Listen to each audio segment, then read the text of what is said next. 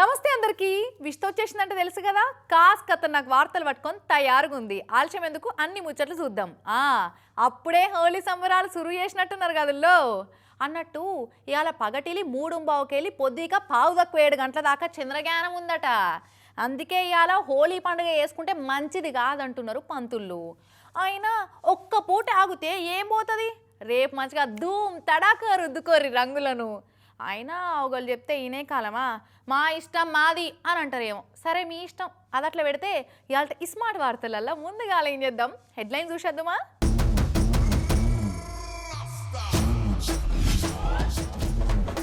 మార్చేయాలట ఆంధ్రప్రదేశ్ పేరును, తెలుగునాడు అని పెట్టమంటుండు గరికపాటి గారు. సొంతూరోళ్లకు దావత్ ఇచ్చిన రౌడీ బాయ్ ఎంతో కొంత తిరిగిచ్చే పని సురు చేస్తాడట బై. హెల్మెట్లను అప్పిస్తున్నారు పట్నం పోలీసు వాళ్ళు, 24 గంటల్లో వాపస్ తెచ్చియాలట కొండమైన వాళ్ళు. కోతులను అడవులకు సాగనంపే ఐడియా ఊరికి ఫాలో అయితే బాగుండయ్యా. స్వామి, నాకు ఒక్క ఉద్యోగం వచ్చేటట్టు చూడవా? అయితే నీ పేరు మార్చేయి, నీకెంబడే నౌకరస్తుంది పో. స్వామి, నాకు పెళ్ళైతే లేదు, ఏం చేయమంటారు? ఏం చేస్తావయ్యా, అర్జెంటుగా ఉన్న పేరు తీసేసి ఇంకో పేరు ఏమన్నా పెట్టుకో. స్వామి, నా బిజినెస్ మొత్తం డల్ అయింది స్వామి, అసలు గిరాకే లేదు స్వామి, ఏం చేయమంటారు? అరే ఏం చేస్తావా, అర్జెంటుగా మీ దుఃఖం పేరు కానుంచి మీ షాపులో పనిచేసేటోళ్ళందరి పేర్లు మార్చేయి, నీ బతుకే మారిపోతుంది. స్వామి, నాకు పిల్లలు పుడతలేరు, ఏం చేయమంటారు? ఏముందయ్యా, అర్జెంటుగా నీ పేరు మీ ఇంటామె పేర్లు మార్చుకోర్రి, మీ ఇంట్లో పిల్లగాళ్ళు ఏడుపు అని ఏడుపు వినిపించకపోతే గప్పుడు అడుగుర్రి. ఏంది పేరు మార్పుతోటి ఇన్ని లాభాలు ఉన్నాయా అంటే, అవు మరి, పేరు మార్పులతోటి బతుకులే మారిపోతున్నాయట. అందుకే ఆంధ్రప్రదేశ్ అన్న పేరును తీసేసి తెలుగు నాడు అని తెలుగు పేరు పెట్టాలంటున్నాడు గరికపాటయ్య గారు. ఉత్తరప్రదేశ్ ఎంతో, హిమాచల్ ప్రదేశ్ ఎంతో, మధ్యప్రదేశ్ ఎంతో, ఆంధ్రప్రదేశ్ కూడా అంతే. తెలుగుదనం మన రాష్ట్రం పేరులోనే లేదు. ఆంధ్రప్రదేశ్ అన్న పేరు లోపల అసలు తెలుగే లేదట. అందుకే అర్జెంటుగా ఆంధ్రప్రదేశ్ పేరు తీసేసి తెలుగునాడు అని పేరు పెట్టాలని సెలవిస్తున్నాడు గరికపాటయ్య గారు. అగో తమిళోళ్ళకు తమిళనాడు అని తమిళ పేరు పెట్టుకున్నారు, కేరళోళ్ళు కేరళం అని పేరు పెట్టుకున్నారు. తెలుగు వాళ్ళకు తెలుగునాడు అని తెలుగు పేరు ఎందుకు పెట్టుకోవద్దు? అట్లా పెట్టుకునేందుకు ఏం సిగ్గు అవుతున్నదని బగ్గు అంటున్నాడు గరికపాటయ్య గారు. మన ఆంధ్రప్రదేశ్ రాష్ట్రాన్ని కూడా ఎన్టీ రామారావు గారు ఆశయానికి అనుకూలంగా తెలుగునాడు అని మార్చిన్నాడు. మనకు ఖచ్చితంగా జాతీయాభిమానం ఉంటుంది. తెలుగునాడు అని మార్చాలి. ఆంధ్రప్రదేశ్ తెలుగు మాట కాదు, నాకేం మొహమాటం లేదు చెప్పడానికి. రాష్ట్రం పేరు కాదమ్మా, తెలుగు ప్రజల బతుకులు కూడా మారతాయి ఖచ్చితంగా. ఇన్నరా పేరు మారుస్తే జనాల బతుకులే మారతాయట. అంటే తెలుగునాడు అని పేరు పెట్టాగానే ఆంధ్ర మినీ స్వర్గం అయిపోతుంది కావచ్చు. ఇక ఎవరికి ఏం రందులు ఉండయి, ఉద్యోగాలు కావాలని యువత రోడ్డెక్కరు, సవలతులు కావాలని జనాలు ధర్నాలు చేయరు, అభివృద్ధి కావాలని ప్రజలు అసలే అడిగే పరిస్థితే రాదు. స్వర్గంలు ఉన్నట్టే ఎసొంటి రందిరౌసులు లేకుండా తెలుగునాడు జనం అంతా బంగారు నగలు దిగేసుకొని నెత్తి మీద వజ్ర వైడూర్యాల కిరీటాలు పెట్టుకొని మా బతుకులు మారినాయి బాబయ్య అని అమితానంద భరితులు అవుతారు కావచ్చు. అయ్యో పాపం, ఆంధ్రప్రదేశ్ రాష్ట్రం పేర్ల తెలుగే లేదని తెగ బాధపడిపోయే గరికపాటి అయ్యగారు తెలంగాణకు వచ్చి హైదరాబాద్లో ఉంటున్నాడని అయ్యగారి మాటలు ఇన్నోళ్ళు సోషల్ మీడియాలో మస్తుగా కామెంట్ చేస్తున్నారు. ఇక కొంతమంది అయినా రాష్ట్రం పేరు తెలుగు కాదంటున్నారు కదా, అయితే ప్రవచనం అన్న పదం కూడా తెలుగు కాదు. ముందుగా దానికో తెలుగు పదం ఫిక్స్ చేసి పేరు మార్పు పోరాటానికి సిద్ధం కావాలని ఇంకొందరు సురుకులు పెడుతున్నారు. తోటోడు తొడగోసుకున్నాడని మనం మెడగోసుకోవాలని ఇంకొందరు గరం అవుతున్నారు. భువనేశ్వరి పీఠాధిపతి కమలానంద భారతి స్వామి అయితే మస్తు కోపం చేసిరు. ఈ ఇచ్చంత్రాల ఆలోచనలు ఆయనకి ఎందుకు వస్తున్నాయో తెలుస్తలేదు. రామాయణ కాలం నుంచే ఇక్కడ ఒక జాతి ఉన్నది, దానికి ఆంధ్ర అనే పేరున్నది. ఇక ఆ మూలాల నుంచి ఆంధ్ర మహాభారతం, ఆంధ్ర భాగవతం అని రాసిరు. అప్పటోళ్ళ కంటే ఇప్పటి సిపాయికి బాగా ఎరకనా? అడిగటోళ్ళు లేరు కదా అని అధిక ప్రసంగం ఎక్కువైతే ఇట్లనే హెచ్చరికల మాటలు మాట్లాడుతుంటారని కమలానంద స్వామి కన్నెర్ర చేసిరు. తెలుగు నిఘంటువు, ఆంధ్ర నిఘంటువు, ఆంధ్ర అనే పేరుతో ఉండేటువంటి అనేక గ్రంథాలు ఉన్నాయి. ఆంధ్రజాతిగా, ఆంధ్ర సంస్కృతిగా మనం నిలబడ్డాము. ముసునీరు నాయకులు ముక్కచెక్కలైపోయినటువంటి ఆంధ్రజాతిని ఏకం చేశారని చెప్పి చరిత్ర చదువుకుంటాము. కాబట్టి శాతవాహనులు కావచ్చు, ఇంకా అనేక మంది పరిపాలకులు కావచ్చు, ఆంధ్రులనే చెప్పి చదువుకుంటాము. చరిత్రను వదిలిపెట్టేసి, మన మూలాలు వదిలిపెట్టేసి, అసలు ఆంధ్ర అనే పదం అంటేనే ఏదో అది అనకూడని పదంగా చేసేసి ఈరోజు దీన్ని తెలుగునాడుగా మార్చాలనా?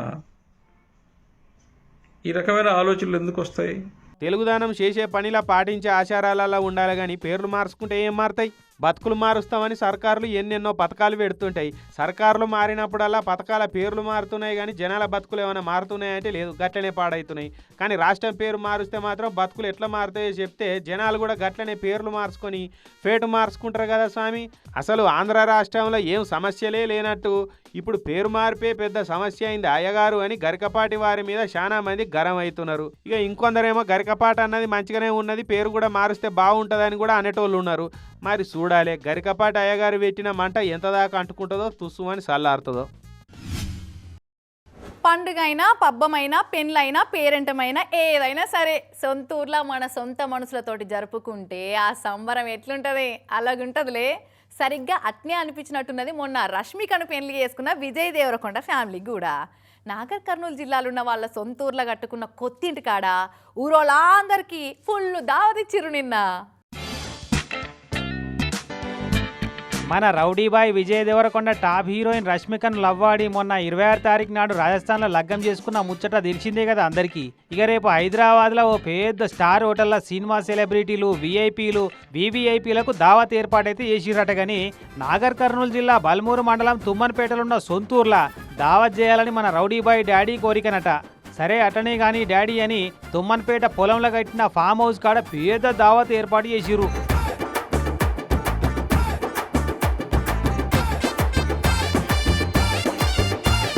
భజనలు కోలాటాలు డప్పుల దరువులు చిన్నగా చేయలే ఏర్పాట్లు. మంగళ వాయిద్యాల సప్పుల నడుమ స్వాగతం పలికిరు కొత్త జంటకు ఊరోళ్ళంతా. కొత్తింటి ముంగట కొబ్బరి మాటలు తాటాకుల పందిరేసిర్రు. ఇక మొదలెక్కడ తులసికోటకు మొక్కి గ్రామ దేవతల గుళ్ళె పూజలు చేసినాక సత్యనారాయణ స్వామి వ్రతం చేపించిరు అయ్యవార్లు.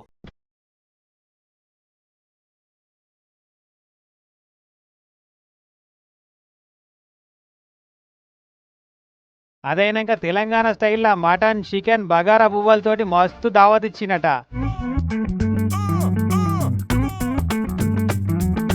అవే పెద్ద మనిషి దావత్ ఎట్లుందే? ఇక భోజనాలు అయినాక ఊరోళ్ళను వలకరించి రష్మికను పరిచయం చేసిన గిట్లా. నా మొదటి బర్త్డే తుమ్మన్పేటలో జరిగింది. ఆ తర్వాత నెమ్మదిగా ఫ్యామిలీస్ అందరూ హైదరాబాద్కి షిఫ్ట్ అయినారు. జాబ్ల గురించి డబ్బుల గురించి సంపాదించడం గురించి నెమ్మదిగా అందరూ హైదరాబాద్ ఊరోళ్ళతోటి కలిసి అన్నం తింటేనే పెళ్లి అని కోరిండట వీళ్ళ నాన్న. ఇక డాడీ అడిగితే కాదంటడా. అందుకే హైదరాబాద్లో పెట్టిన దావత్ కంటే ముందు ఇక్కడనే దావత్ ఏర్పాటు చేసిరట. చిన్నప్పుడు నా ఫస్ట్ బర్త్డే ఇక్కడనే చేసిరు, ఇప్పుడు ఈ దావత్ ఇక్కడనే అవుతుంది. తమ్ముడు ఆనంద్ పెళ్లి దావత్ కూడా ఇక్కడనే చేద్దామని ఊరోళ్ళకి మాటిచ్చిండు. కానీ ఇటు విజయ్ మాట్లాడినా అటు రష్మిక హలో అన్న చిన్న సంబరపాటు వచ్చిన ఊరోళ్ళంతా. ఇక అట్లనే సొంత ఊరికే కాకుండా అచ్చంపేట నియోజకవర్గానికి ఎంతో అంత తిరిగి ఇచ్చేయాలని డిసైడ్ అయినట. మొదలైతే అచ్చంపేటలో ఉన్న 44 సర్కార్ బళ్ళల్లో 9th 10th క్లాస్ చదువుతున్న పిల్లలకు ఈ తాపకేలే దేవరకొండ ఫౌండేషన్ తరఫున స్కాలర్షిప్లు ఇస్తారట. ఊర్లలో స్కూళ్ళను దత్తత తీసుకొని కావాల్సిన సవలతులు కూడా చేపిస్తారట. పెళ్లి చేసుకున్న తర్వాత ఇమీడియట్లీ ఊర్లో ఏదో ఒక పర్మనెంట్లీ ఏదో చేయాలనిపించింది. సో ఈ సంవత్సరం నుంచి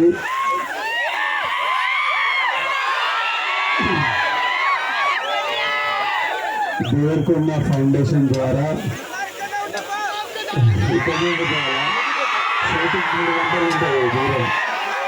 ఈ సంవత్సరం నుంచి అచ్చంపేట్ డివిజన్లో ఉన్న ప్రతి గవర్నమెంట్ స్కూల్లో 9th and 10th క్లాస్ పిల్లలకు స్కాలర్షిప్ స్టార్ట్ చేస్తున్నాము. ఇక్కడనే ఇల్లు కట్టుకున్నాం, ఇక్కడనే పొలం ఉంది కాబట్టి అప్పుడప్పుడు వస్తూనే ఉంటామని మాట ఇయ్యగానే మస్తు ఖుషి అయ్యారు దావత్కి వచ్చిన వాళ్ళంతా. చాలా హ్యాపీగా అనిపిస్తుంది. ఊరికొచ్చి మా ఊళ్ళందరినీ చూసుకొని మా ఊరు వాళ్ళందరినీ చూసుకొని చాలా హ్యాపీగా అనిపిస్తుంది. ఇప్పటి నుంచి ఇల్లుంది, పొలం ఉంది, ఇప్పటి నుంచి రెగ్యులర్గా వస్తాం ఊరికి. రోడ్ల మీద టక్కర్లై జీవిడిచేటోళ్ళల్లో 100కి 60 నుంచి 70 మంది హెల్మెట్లు పెట్టుకోనోళ్ళేనట. అట్లా వట్టి పుణ్యానికి ప్రాణాలు పోతున్నాయని ట్రాఫిక్ పోలీసు వాళ్ళు ఎప్పటికప్పుడు గులాబీ పువ్వులు ఇచ్చి ఫ్రీగా హెల్మెట్లు వంచుకుంటా బతిలాడి అవేర్నెస్ కల్పిస్తున్నారు. కానీ అట్లా ఎన్ని రోజుల దాకా గులాబీ పువ్వులు కొనుకొచ్చి వంచుతారు? ఎన్ని రోజుల దాకా ఫ్రీగా హెల్మెట్లు వంచుతారు? అందుకే హెల్మెట్లను అప్పిచ్చే కొత్త ప్రోగ్రాం సురు చేసిరు వల్ల మన పట్నం మల్కాజ్గిరి ట్రాఫిక్ పోలీసు వాళ్ళు మీరున్నది కరెక్టే, హెల్మెట్లను అప్పిస్తున్నారట. అప్పిచ్చువాడు వైద్యుడు అన్నారు కదా, అంటే టైంకు అప్పిచ్చి ప్రాణం కాపాడతారు కాబట్టి వైద్యులతోటి పోలుస్తుంటారు అప్పిచ్చేటోళ్ళను. ఇప్పుడు మల్కాజ్గిరి కమిషనరేట్ ట్రాఫిక్ పోలీసు వాళ్ళను కూడా వైద్యులతో పోల్చొచ్చేమో, ఎందుకంటే హెల్మెట్లు లేని వాళ్ళకు హెల్మెట్లు అప్పిచ్చి వాళ్ళ ప్రాణాలను కాపాడే గొప్ప కార్యం పెట్టుకున్నారు కాబట్టి. బేగంపేట, గోపాలపురం, మల్కాజ్గిరి ఏరియాలలో ఇట్లా హెల్మెట్లు బ్యాంకులను పెట్టి రోడ్ల మీద హెల్మెట్లు లేకుండా పోయేటోళ్లను ఆపి పట్టుకొచ్చి హెల్మెట్లను అప్పిస్తున్నారట. మరి అప్పిచ్చుడు ఏంది అని అంటే, హెల్మెట్లు లేని వాళ్ళందరికీ ఫ్రీగా వంచుకుంటూ పోవాలంటే డిపార్ట్మెంట్ వాళ్ళంతా అప్పుల పాలవుతారు. మరి అందుకే ఎవరి హెల్మెట్కు వాళ్ళే బాధ్యులు అన్నట్టు 24 గంటల పాటు హెల్మెట్ అప్పిస్తున్నారట. హెల్మెట్ ఇచ్చి 24 అవర్స్ లోపల మళ్ళీ వాళ్ళు హెల్మెట్ కొనుక్కొని మా హెల్మెట్ ఇక్కడ హ్యాండ్ ఓవర్ చేయడం జరుగుతుంది. అంటే హెల్మెట్ని అప్పుగా ఇస్తున్నాం వాళ్ళకి. ఇంటిరా మేడం ఏమన్నదో, హెల్మెట్ను వాళ్ళకి అప్పిచ్చి 24 గంటల లోపల మళ్ళీ కొత్త హెల్మెట్ కొనుక్కొని ఇచ్చిన హెల్మెట్ను వాపసు అప్పచెప్పాలన్నట. మరి మళ్ళీ వాపసు తెచ్చిస్తారన్న గ్యారంటీ ఏంది? ఇయ్యకుంటే ఎట్లా అని అంటారేమో. అమ్మా, అంత ఈజీగా ఇడిచి పెడతారా? అట్లా చేయకుండా బుక్ల పర్సనల్ డీటెయిల్స్ మొత్తం రాసుకుంటారు, ఏదన్నా ఒక ఐడెంటిటీ కార్డు కూడా తీసుకుంటున్నారట. 24 గంటలు దాటినా వాపసు రాకపోతే ఏమో ఇంకా రాలేదేందని ఫోన్లు పోతూనే ఉంటాయట. ఫోన్లకు రెస్పాండ్ కాకపోతే డైరెక్ట్గా అడ్రస్లకే పోయి అరుచుకుంటారట. ఇంత చేసినాక తెచ్చియకుండా ఊకుంటారా కానీ Medchal Malkajgiri traffic DCP sir ఏమంటుండో ఇనూరిగా. Most of the fatal accidents ఏదైతే జరుగుతున్నాయో, ఎందులో అయితే ప్రాణాలు కోల్పోతున్నారో అది హెల్మెట్ పెట్టుకోకపోవడం వల్ల వైటల్ ఆర్గన్స్కి దెబ్బలు తాకి దానివల్ల కోల్పోతున్నారు. బట్ ఒక చిన్న మెజర్ ఏదైతే హెల్మెట్ పెట్టుకోవడము మిస్ చేస్తే వాళ్ళకి ఎంత కాస్ట్ పే చేయాల్సి వస్తుంది అనేది అంత అవేర్నెస్ ఉండడం లేదు. సో దాని గురించి we have started this initiative where multiple reasons చెప్తుంటారు. మా దగ్గర వచ్చి పక్కనే మా ఇల్లు ఉంది, లోకల్ వాళ్ళం మేము, ఇక్కడికే వెళ్తున్నాం సార్ అని చెప్పేసి. బట్ యాక్సిడెంట్స్ అనేవి ఆ రీజన్స్ ఏం చూపించవు and it can happen any time. So to create accident free zone, ఒక fatal accident free zone create చేద్దామన్న గోల్తోని మల్టిపుల్ ఇనిషియేటివ్స్లో భాగంగా ఈ ఇనిషియేటివ్ స్టార్ట్ చేయడం జరిగింది. ఇందులో ఒక హెల్మెట్ బ్యాంక్ ఏర్పరిచి ఇందులో we are having a few number of helmets where we are lending it to those people for 24 hours and then tarvata vallu sonta helmet techukunte they can return it. We are just taking their basic details. ఆగో, helmet ఎందుకు పెట్టుకోలేదని అడిగితే మా ఇల్లు పక్కకే sir అని కొందరు, ఎక్కువ దూరం పోతలేను సార్ గీడికే ఇట్లా పోయి అట్లా వద్దామని వెళ్ళినా అని చెప్పి ఇంకొందరు, నా నెత్తి సైజుకు సరిపోను సైజు హెల్మెట్ దొరకలేదు సార్ అని మరికొందరు, ఇట్లా ఏదో ఒక సాకు చెప్తున్నారట. మరి ఇల్లు దగ్గర ఉన్న వాళ్ళకు కన్సెషన్లు, డిస్కౌంట్లు, స్పెషల్ ఆఫర్లు ఏమన్నా ఇస్తాయా యాక్సిడెంట్లో? అట్లా ఉండదు కదా. అందుకే ప్రతి ఒక్కరు హెల్మెట్ పెట్టుకోవాలని ఇట్లా చేస్తుండట. ఆరోగ్యపరమైన కారణాలు చెప్పేటోళ్ళ సంగతి ఎట్లా అన్నది చెప్తలేరు కానీ ఏ సమస్య ఉన్నా హెల్మెట్ పెట్టుకుంటే యాక్సిడెంట్ అయితే పానం కాపాడుతుంది అనేది ఎవ్వరు కాదనలేని ముచ్చటే కదా. అదేదో పోలీసు వాళ్ళ కోసమే పెట్టుకుంటున్నట్టు చెప్తారు చాలా మంది. అయితే మొత్తానికైతే సామ దాన భేద దండోపాయాలతో పాటు కొత్తగా హెల్మెట్ను అప్పిచ్చే పద్ధతిని కూడా ప్రవేశపెడుతున్నారు హెల్మెట్లు పెట్టుకునే వాళ్ళని మార్చేందుకు.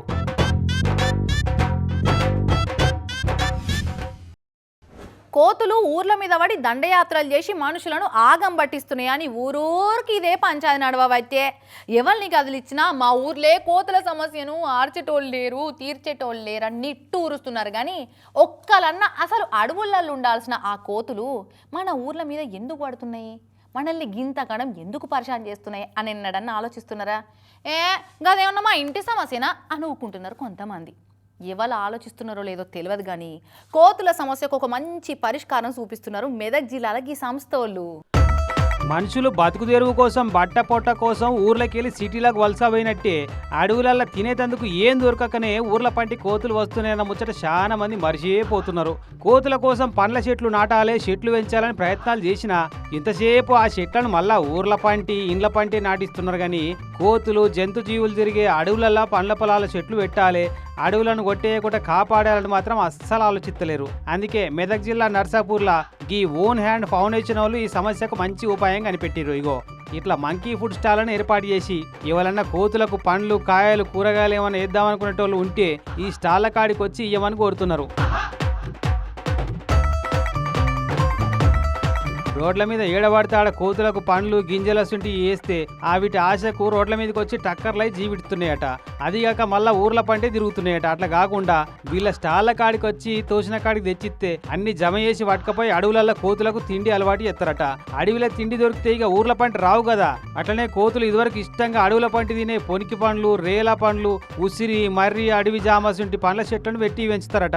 అట్లా చేస్తే వాటికి తిండి అక్కడనే దొరికి ఊర్ల పంట వచ్చుడు బంద్ అవుతాయి అనేది వీళ్ళ కాన్సెప్ట్. మంచిగుందిలే, గిట్లనే అంతటా ఎత్తే బాగుండు. ఆ కోతులతోటి మనతోటి కోతులకు పంచాయత్ దిగిపోతుండే అన్నట్టు ఈ ఫౌండేషన్ వాళ్ళకు తెలంగాణ సర్కార్ వాళ్ళు, ఫారెస్ట్ వాళ్ళు కూడా మంచిగానే సపోర్ట్ ఇస్తున్నారట. అడవి పందులు, కోతులు, పిట్టల నుంచి పంటలను కాపాడుకునేందుకు రకరకాల ఉపాయాలు చేస్తుంటారు రైతన్నలు. రంగురంగుల చీరలు అడ్డం కట్టి, జిట్టి బొమ్మలను కట్టి, గాలికి ఊగి దానంతట అదే సప్పుడయ్యే రేగు డబ్బాలను కట్టి, ఇట్లా తీరొక్క తీరు ఐడియాలతోటి పంటలను కాపాడుకునే ప్రయత్నం చేస్తుంటారు. గట్నే ఖమ్మం జిల్లాలో ఒక రైతు మొక్కజొన్న పంటను పిట్టలు, రామశిలికల నుంచి కాపాడుకునేందుకు ఎసోంటి ఇకమతి చేసిండో చూసి సాటి రైతులంతా ఫాలో అవుతున్నారట. ఫాలో ఇంతకు మరి ఏం చేసిండంటారు? 101 దరిద్రాలకు 1,01 ఉపాయాలని వట్టిగానే అన్నారు. ఇయో గిసొంటి ఐడియాలను చూసి అన్నట్టుర్రు వెనకడ పెద్ద మనుషులు. మొక్కజొన్న పంటను పాడు ఎత్తున్నాయట రామశిల్కల దండు. కంకికి గింజలు వడుడే ఆలస్యం అన్నట్టు ముద్దుగా వలుచుకొని తినిపోతున్నాయట. ఈ వీటితోని ఎట్లా చేయాలరా అని ఆలోచించంగా ఖాళీ బీర్ సీసాల ఐడియా తట్టిందట.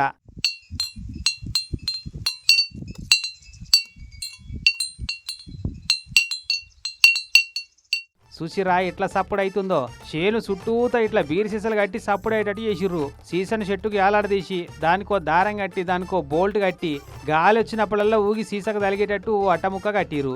ఒక్కో సీసా ఒక్కో రకం సప్పుడు చేస్తుంటే మొక్కజొన్న కంకులు వలసక తిందామని వచ్చిన చిలుకలు సప్పుడు వినవడంగానే చేనుకు ఎవరో కావాలన్నట్టుర్రో అని ఎగిరిపోతున్నాయట తుర్రుమని. ఖమ్మం జిల్లా వేంసేరు మండలం కందుకూరు కాడి మొక్కజొన్న చేన్ల ఓ రైతుకు వచ్చిన ఐడియా ఇది. చేన్ల కాడ తాగి పడేసిన బీర్ సీసాలను చూడంగానే టక్కున ఐడియా వచ్చినట్టుంది ఎవరికోగాని. ఈ ఒక్కల్ని చూసి కదిమూలంతా ఇదే ఐడియా ఫాలో అవుతున్నారట. మంచిగుందిలే. వీళ్ళ దిక్కింకా కోతులు, అడవి పందులు ఎక్కువ లేనట్టున్నాయి కదా. ఉంటే గిన వాటితోని చాలా పరిశాన్ ఉంటుంది చిలుకల కంటే ఎక్కువ. అయినా శతకోటి దరిద్రాలకు అనంతకోటి ఉపాయాలు. అవిటికి సరిపోను ఏదో ఉపాయం ఉండకపోతుందా?